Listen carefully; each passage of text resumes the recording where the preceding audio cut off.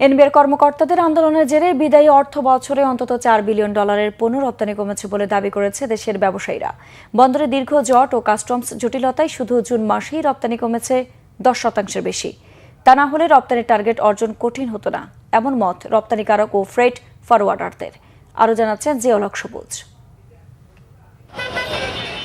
সংস্কারের যৌক্তিক দাবিতে গেল মে ও জুন মাস জুড়ে আন্দোলনে ছিলেন এনবিআরের কর্মকর্তা কর্মচারীরা। এক পর্যায়ে সেই আন্দোলন রূপ নেয় পুরোদমে কর্মবিরতির মতো শাটডাউন কর্মসূচিতে। এ সময় হোঁচট খায় দেশের আমদানি রপ্তানি। সবচেয়ে বেশি ক্ষতিগ্রস্ত হয় পোশাক খাত।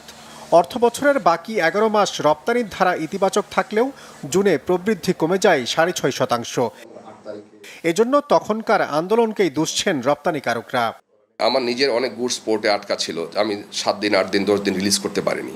শিপমেন্ট যেটা অন টাইম দিতে পারবেন না, ডেফিনেটলি এক্সপোর্টটা আপনাকে রিফ্লেক্ট করবে না আপনার এক্সপোর্টে।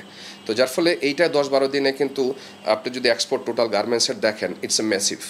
সো এইটাও প্রায় কয়েক $1 মিলিয়ন মতো ইম্প্যাক্ট করে। সো এটাও বলবো যে অনেক বড় একটা ব্যর্থতা আমাদের জন্য। রপ্তানি উন্নয়ন ব্যুরোর তথ্য বলছে, গেল অর্থ বছরে মোট রপ্তানি $48 বিলিয়ন ছাড়ালেও এক জুনেই 6.5% নেতিবাচক প্রবৃদ্ধি হয়েছে। আন্দোলনের জেরে বন্দরে জট না লাগলে রপ্তানি $52 বিলিয়ন ছাড়িয়ে যেত, এমন মত ফ্রেট ফরওয়ার্ডারদের। এবার 48 বিলিয়ন পর্যন্ত হয়েছে, তো আমরা আশা করছিলাম যে এটা 52 বিলিয়ন এন্ড অ্যাবভ যাবে। এটা আমাদের একটা ধারণা ছিল এবার ইভেন কারণ আমাদের সামগ্রিকভাবে যদি আমরা ইন্ডিভিজুয়ালি আমরা রপ্তানি সূচকে দেখি বিভিন্ন জায়গায়, কিন্তু সেখানে আমাদের এটা আপস্ট্রিম আছে, আমাদের অনেকগুলো ব্যাকলগ এখানে সৃষ্টি হয়ে গেছে। তো যার কারণেই এটার একটা সুদূর প্রসারী ইম্প্যাক্ট আমাদের ইকোনমির উপর পড়বে, এবং শুধু তাই না, পুরা অর্থনৈতিকভাবে আমরা পিছিয়ে গেছি।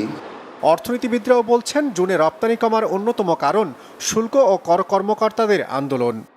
জাতীয় রাজস্ব বোর্ডে যেসব ঘটনা ঘটছিল তাতে তো এক্সপোর্টও সাফার করেছে। সেই জন্যে তো